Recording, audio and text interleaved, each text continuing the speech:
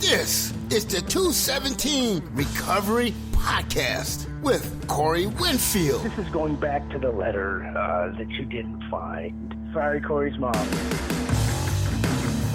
It is June 27th, 2020. My name is Corey Winfield, and this is the 217 Recovery Podcast. Thanks for listening.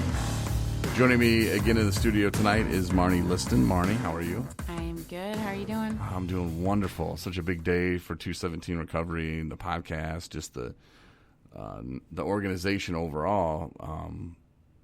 God's been good to us, and we'll get to that more a little bit later. I know you really want to talk about that and, what was kind of presented to us, and it's sort of presented to us. I mean, it's definitely something that we're going to pursue and definitely exciting for us. But we'll talk about that in a little bit. First, though, I want to talk about this opportunity that was presented to us to help somebody out. We got a call the other day, and it was like, hey, this guy needs to go check himself into a treatment center. And the treatment center just happened to be Skywood Recovery, which I'm very familiar with. And Courtney is a good friend of ours, Courtney Quick, and she actually let us tour. Chris Goss and I went down and toured the facility. A beautiful place. And everybody I met, I really liked, and I enjoyed what they had to say about recovery. And it wasn't just hey, come in here and let us take your money. We want to be the biggest. It was like, hey, we just want to be a part of something that can change somebody's life and turn it around for them. And those things do cost money, and it's a business, but those people, I really got the feeling that they cared. So when I was told this kid was going to go there, this guy, then I thought, wow, okay, yeah, this will be perfect. I started talking to the father, and I could sense a real fear in his voice, the fear of, I don't know what to do. I love my son, and I'm stuck because I can't do anything because his addiction is grabbing him, and he's going to die if he keeps doing this. And we love him. I could sense that fear in his voice, and I put my mom through so much. It just reminded me of that. And it gets to a point where, my parents, they would get mad and frustrated. And my stepdad was really getting frustrated. It was like, I don't know if he said this to me or if I just kind of got the tone of voice, or maybe he did say it. It was something like, why do you keep putting your mother through this? And it got to a point where he understood that I wasn't doing this for fun. It wasn't like, hey, Corey's going to go get trashed and throw a party. And no, it wasn't for fun. I think he realized that at the end. But I remember one time my mom telling him my blood alcohol level was like 0.83 or something. And he said, no, you got that wrong. It was probably 0.05 or something. And she's like, no, Mike, I know what I was told. And I remember coming to in the emergency room, and I just remember, like, I don't have pants on. I look up, and there's my mom and my stepdad. Okay, well, can I get some pants? And I remember the doctor coming in and saying whatever my blood alcohol level was. It was higher than what it was, that 0.583, and my stepdad's face was just like he couldn't believe it. Like, he was, like, he just witnessed the longest home run ever hit at Wrigley Field or something. He was just like, oh, my God, like, what is going on? Like, how is he not dead, And I think that's kind of when it clicked for him that, I wasn't doing it for fun, and I wasn't doing it to piss my family off or to hurt anybody. It was just, it was that out of control with my drinking and the alcohol. So he came to a point where I could even see him being compassionate, and I remember he sat with me in my apartment one time, and he came over a couple times where I was just completely a mess, and he just sat, and he didn't scold me, he didn't tell me I was a bad person, he just said, look, man, let's give you some help. And that meant a lot, it really did. And I could tell the gentleman who called, and I was talking to him, and I could hear that sense of, I don't know what to do.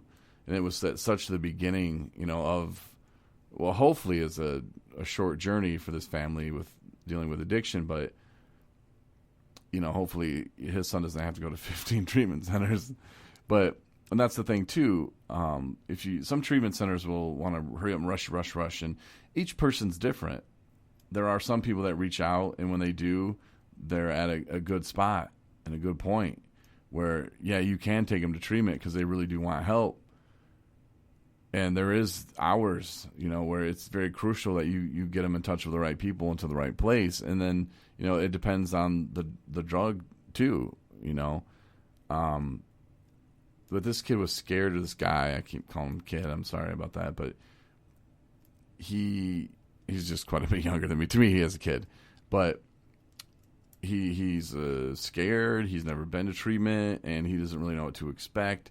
And I think, and again, I'm not a therapist, not anything like that, not a counselor. I'm just going on experience. From my experience, that might have been the last time I went to treatment.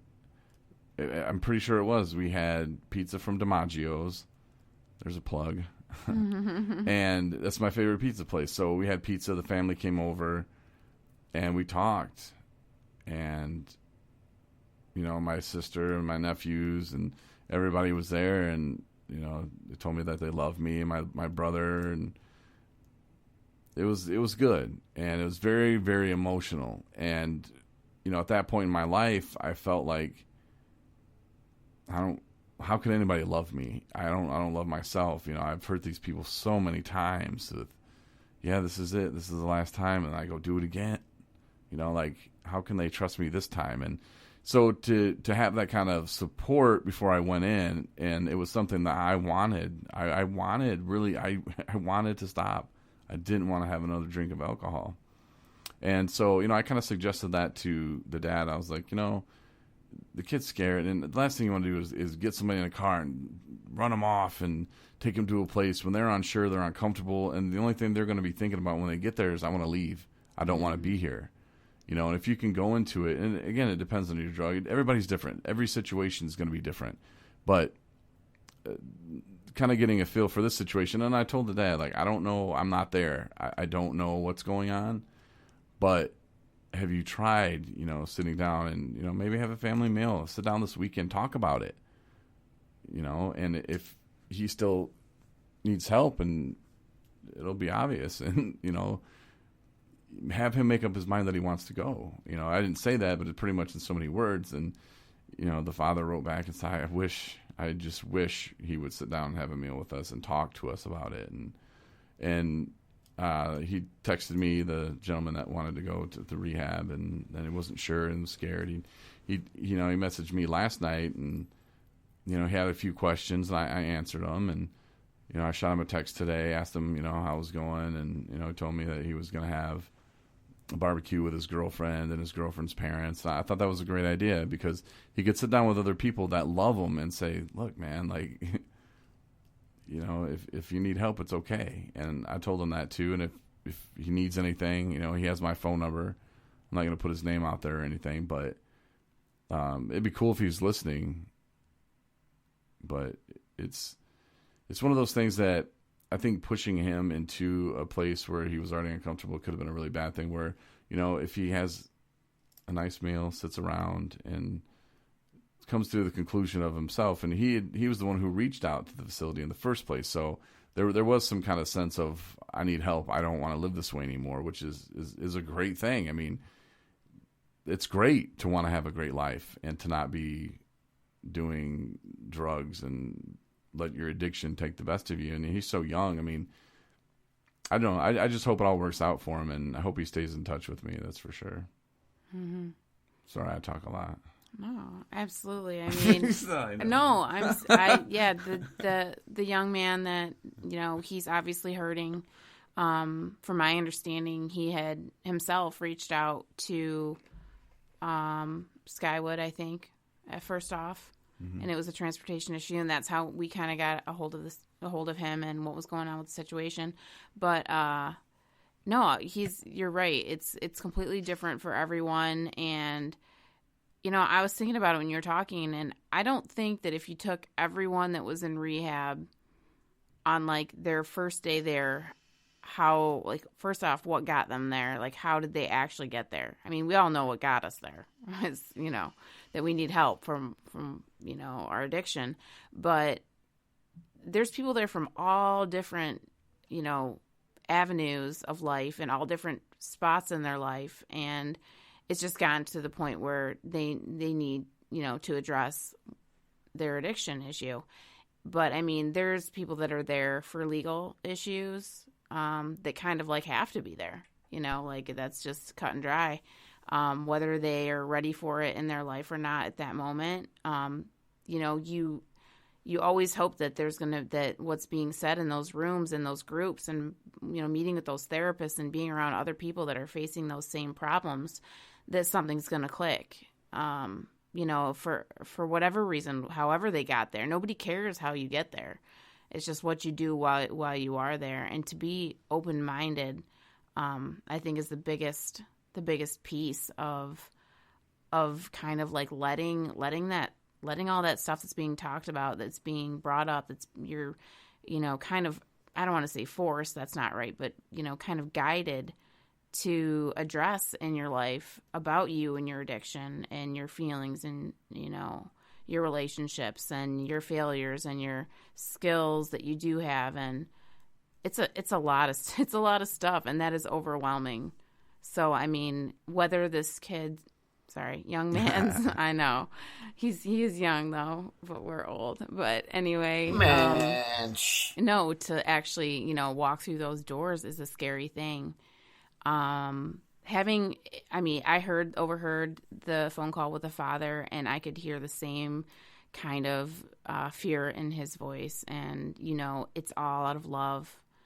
I'm sure that family is praying for him and praying that he has the strength to go. And, I'm praying for him. But yeah, to get into rehab is,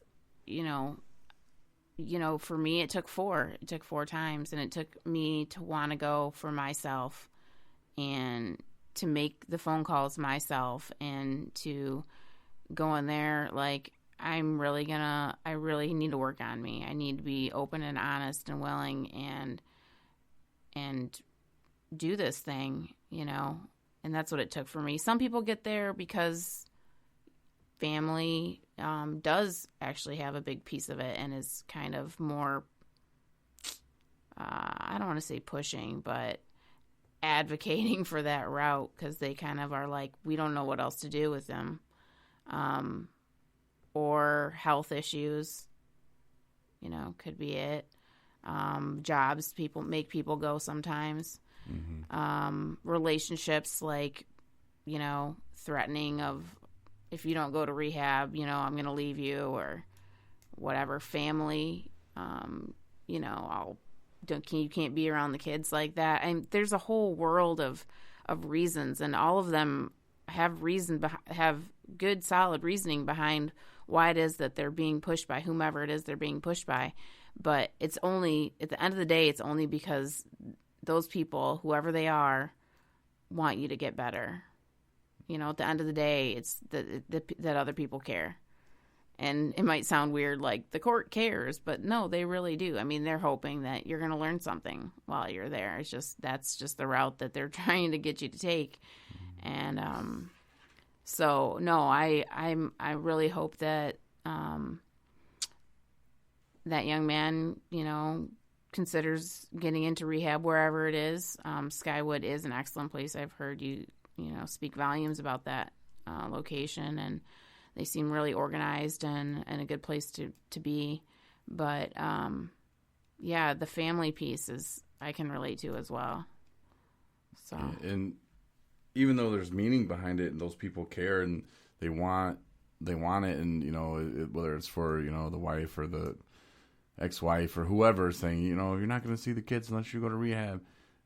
If you don't go into it with the mindset of, I want to change for myself, and these people are pointing these things out to you, not to dig at you, I would hope not to, and maybe sometimes they do, to put your imperfections on blast, but take it as, hey, they see something that's wrong in me that you don't see, and think about it, and you're going to want to change, right? I mean, I don't know. I didn't until the end there, until I did want to really change, and it was a little bit at a time until I could